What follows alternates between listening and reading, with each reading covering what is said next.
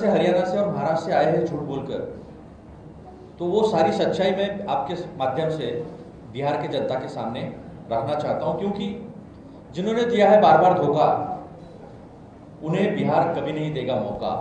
ये जो बातें मैं बताने वाला हूं आपको, ये बातें सुनकर आप देखिए, इन्होंने लाड़की बहन योजना चलाई थी।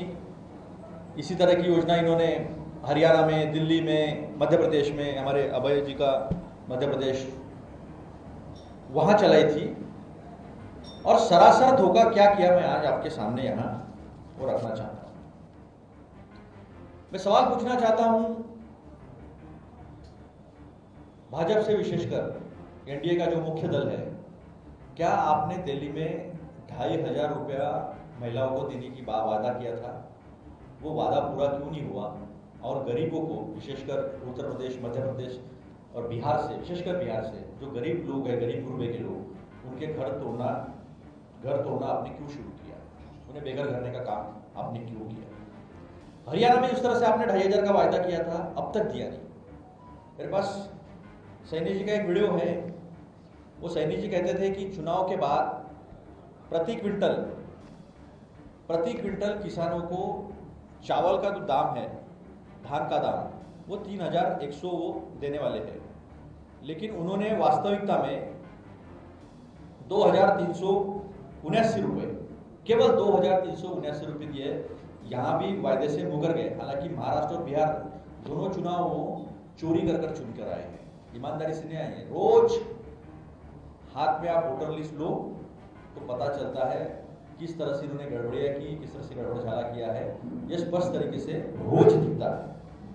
अब महाराष्ट्र में इन्होंने कहा था कि हम 2100 रुपए देंगे लाड़की बहना, 1500 रुपये पहले दे दिया, 2-3 हफ्ता एक साथ डाल दिया। चुनाव था, चुनाव को मद्देनजर रखे महिलाओं को पूछा नहीं, जो निकष आपने लगाए थे, जो पैरामीटर्स लगाए थे, उसके बारे में कुछ पूछा नहीं।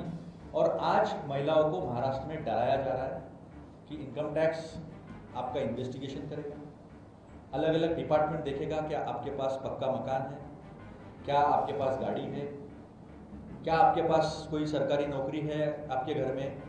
और ऐसा कर उन्होंने 28 लाख महिलाओं को बाहर किया। और मेरी जानकारी ऐसे कि यही काम जो है उन्होंने मध्य प्रदेश में भी किया है।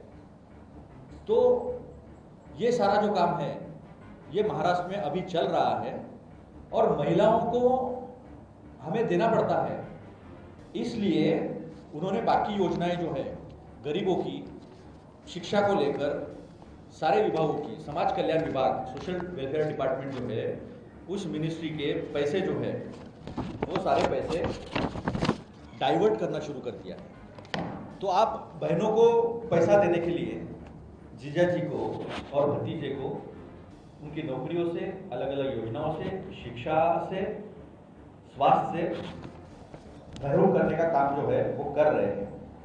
सोशल जस्टिस डिपार्टमेंट से, ये मैं नहीं कह रहा हूँ, संजय सिरसाट जी वहाँ के मंत्री हैं सोशल जस्टिस विभाग के, उन्होंने कहा है कि पहले 4000 करोड़ वर्क कर दिए, जबकि कानून है हमारे बजट में, SC/ST डिपार्टमेंट को बजट के 20% प्रावधान करना पड़ता है और उसे आप डाइवर्ट नहीं कर सकते। लेकिन कानून तो है कि मैं करे सो कायदा, हम करे सो कायदा। इससे जो है वो बीजेपी का शासन चलता है। कंटिन्यू जो है ट्राइबल डेवलपमेंट से 3,335 करोड़ रुपया निकाला, मई में 410 करोड़ रुपया निकाला और 335 करोड़ रुपया जो है वो मई में ही निकाला नेक्स्ट इसमें। फिर जून में 410 करोड़ निकाला, जुलाई में 410 करोड़ और निकाला। सोशल जस्टिस डिपार्टमेंट का 1000 करोड़ निकाल लिया और से अक्टूबर 2025 में 410 करोड़ रुपया जो है वो निकाल लिया है। और एक अच्छी योजना बनाई थी कि दिवाली अच्छी हो, गरीबों की दिवाली अच्छी हो, उसका मराठी में नाम था आनंदाचा शिधा, यानी खुशी की सौगात। अगर हमारी उत्तर भारतीय भाषा में अगर बात करें, खुशी की सौगात थी। उसमें सब कुछ मिलता था। हमारे यहाँ फराड़ बोलते, जो कुछ बनाते हैं हम लोग, चकली, चिवड़ा, लड्डू, ऐसा अलग अलग चीज़ें बनाते हैं, तो उसको बनाने के लिए आनंदाचा शिधा देते थे, वो भी बंद कर दिया। शिव भोजन योजना थी हमारी, वो शिव भोजन योजना 5 रुपया आप अपने जेब से दो, 5 रुपया सरकार देगी, 10 रुपये में सस्ता खाना मिलता था, उसके भी पैसे नहीं दिए हैं। संजय गांधी निराधार के भी पैसे देना बंद कर दिए हैं। तो ये चुनाव जीतने के लिए योजना लाते हैं, उसको अमल में नहीं ला सकते हैं और फिर बाद में जो है जनता से धोखा करते हैं और जनता को डराने का काम भी जो है वो डराने का काम लगातार भाजपा जो है करती है। अभी हमारे पूरे देश में ही बाढ़ से हालात खराब थे। धोखा किसको नहीं दिया इन्होंने? धोखा किसानों को दिया, धोखा बहनों को दिया, महिलाओं को दिया, युवाओं को दिया। बेरोजगारी के बारे में आपको तो पता है, 2 करोड़ रोजगार से यात्रा शुरू होती है और अभी तक सबसे ज्यादा पलायन, यानी इनके पास 3 करोड़ 98 लाख जो है इनके पास आंकड़ा है, लेकिन मैं आपको बता दूं मेरे महाराष्ट्र में 2 करोड़ लोग से ज्यादा लोग हैं। महाराष्ट्र, बिहार और यूपी से आए हुए लोग जो है वो महाराष्ट्र में है। महाराष्ट्र में उनको रोजगार मिलता है, सम्मान भी मिलता है, लेकिन बिहार को अगर कुछ देना है तो रोजगार की बात क्यों नहीं होती? धोखाधड़ी देने वाली योजनाओं की बात क्यों होती है? मैं आपके माध्यम से बिहार के महिलाओं को बताना चाहता हूं कि ये बहुत बड़ा छलावा है। क्या 2005 में महिला उद्यमी योजना नहीं लाई थी इन्होंने? 2005 में महिला उद्यमी योजना लाई थी, उसका क्या हुआ वो नहीं बताया। अभी फिर से एक योजना लाई है और उसमें भी संभ्रम ऐसा है, हमारे राजेश भाई बता रहे थे 1 लाख करोड़ के आसपास माइक्रो फाइनेंस का कर्जा महिलाओं पे है। मेरे नागपुर में भी है, मेरे महाराष्ट्र में भी है, और वो साहूकार की तरह गुंडागर्दी करते हैं वसूली के लिए। महिलाओं को अपने गहने तक बेचने पड़े वापस करने के लिए पैसा, माइक्रो फाइनेंस का। और ऐसा कहा जा रहा है कि ये 10,000 ऐसी कोई किस्त नहीं है, 10,000 जो है वो ऋण है। आप उसको कंफर्म कीजिए। सरकार ने इसका जवाब देना चाहिए, नीतीश कुमार जी ने इसका जवाब देना चाहिए। अब नीतीश कुमार जवाब देंगे नहीं देंगे मुझे पता नहीं, क्योंकि 3 बाहुबलियों ने उन्हें घेर के रखा है। आप सब नाम जानते हो, चौधरी है, लल्लन सिंह जी है, संजय झा जी है। 3 बाहुबली ने किसी को मिलने भी नहीं देते, पिछड़े सांसद को नहीं मिल सकते नीतीश कुमार जी, तो छोटे मोटे कार्यकर्ता को तो मिलने की बहुत दूर की बात रही। तो इसके पीछे क्या राजनीति है वो देखना चाहिए। तो मुख्यमंत्री महिला रोजगार योजना 2005 नवंबर में लाई थी, उसका क्या हुआ वो आज तक बिहार में नहीं पूरे हिंदुस्तान में किसी को पता नहीं है। अब मुख्यमंत्री महिला उद्यमी योजना लाई है, उसमें 10-10 हज़ार का पैसा दिया है, कर्जा दिया है, बाद में क्या देने वाले हैं, 10,000 में कौन से उद्योग मिलेगा, उसके पीछे कोई योजना है, कोई स्कीम है क्या प्रशिक्षण देने वाले हो, ट्रेनिंग देने वाले हो, क्या मार्केट अवेलेबल होगा, क्या रॉ मटेरियल उनको मिलेगा? ऐसा कुछ नहीं है। जो धोखा दिल्ली में किया, जो धोखा हरियाणा में किया, जो धोखा महाराष्ट्र में किया, वही धोखा जो है पूरी ताकत से जो है यहाँ पर इनका देने का शुरू है। मैं एक बात नीतीश बाबू जी के बारे में जरूर बोलना चाहूँगा। सुशासन बाबू दुशासन और दुर्योधन के गोदी में बैठकर उनके गलत का और उनके पापों का सहभाग उनका हो रहा है। नीतीश बाबू जब अकेले थे या हमारे साथ थे या भाजपा के बिना थे तो वो जनता के थे। आज जिस तरह से वो बीजेपी के साथ बैठे हैं तो वो बड़े बड़े व्यापारियों के हो रहे हैं।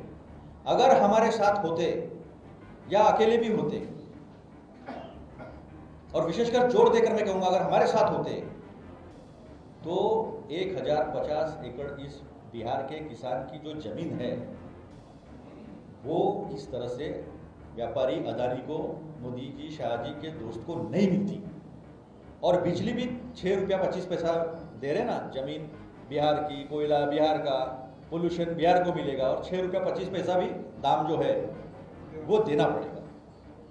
तो एक वो है, और एक वायदा हमारा है कि हर घर में हम जॉब देंगे। उसके पीछे स्कीम बताई गई है कि हम किस तरह से एग्रो प्रोसेसिंग इंडस्ट्रीज डेवलप करेंगे, सोच है उसके पीछे। अब वो पूर्णिया की चीनी में आपने चाय पिए? पूर्णिया की चीनी की मोतिहारी की आपने चाय पिए क्या? नहीं पिए, किसी ने नहीं पिए, पता नहीं है। तीन चुनाव तो उसी चीनी पे चल रहे हैं, मोतिहारी के। तो इस तरह का जो धोखा है, छलावा जो है, वो भाजपा सरकार लगातार लोगों से कर रहे हैं, जनता से कर रहे हैं। ना युवाओं को रोजगार की बात की, पलायन बिहार से रोकने की कोशिश नहीं की। हाँ, ट्रेन दी, आप जाके दूसरे राज्यों में मजदूरी करो, आपको आने के लिए छठ पूजा में हम ट्रेन देंगे, लेकिन यहाँ फैक्ट्री नहीं देंगे। एक जमाने का जूट, एक जमाने का चीनी मिल, मखाना का सिर्फ मखाना बोर्ड बनाना, बातें करना, लेकिन वास्तविकता में इनके पास कोई योजना देश में ही नहीं है, बिहार में भी नहीं है। 11 साल से केवल और केवल जो है वो छलावा छलावा छलावा है। एक वाक्य में अगर इनके शासन का और इनके तरीकों का अगर हमें विश्लेषण करना होगा तो यही होगा, ऐसा कोई सगा नहीं जिसे भाजपा ने, विशेषकर मोदी शाह के भाजपा ने ठगा नहीं। हमारे यहाँ शिंदे जी मुख्यमंत्री बनाए गए, आपको तो पता है महाराष्ट्र में किस तरह से सरकारें तोड़ी गई। आपको तो मैं बता दूं, ईडी के इंस्पेक्टर के फोन पे भाग गए लोग, पके आम की तरह झोली में। ईडी, इनकम टैक्स, सीबीआई जिनके ऊपर रेड किया, सारे नाम तो कई बार यहाँ पर आया होंगे, मैं नाम नहीं लूंगा, सबको डरा डरा कि नई सरकार बनाई। और जब ऐसी प्रेस कॉन्फ्रेंसेस होती थी बीजेपी की तो सवाल पूछते थे लोग कि क्या चुनाव के बाद सीएम कौन बनेगा। सेम लाइन थी जो बिहार में इस्तेमाल हो रही है, हमारे पास वैकेंसी नहीं है, हमारा चेहरा बैठा है, नेतृत्व इनका है। ये देवेंद्र फडणवीस बोलते थे, उनको हम घाशीराम कोतवाल बोलते हैं महाराष्ट्र का। अब देख लेना आप घाशीराम कोतवाल कौन था इतिहास में, बड़ा नाम था।